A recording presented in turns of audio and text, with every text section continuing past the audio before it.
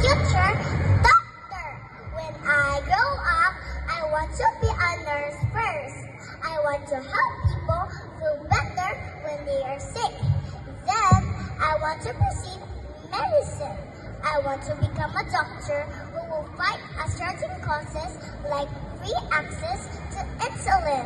This is to help patients like my tita and Mita.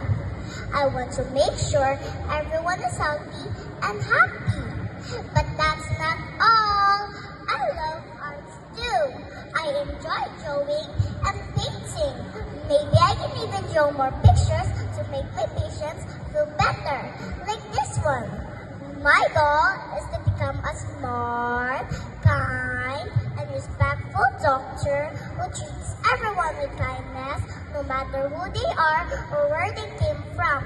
Once again, I am Liz Killian Sinarica 1, RN, MD.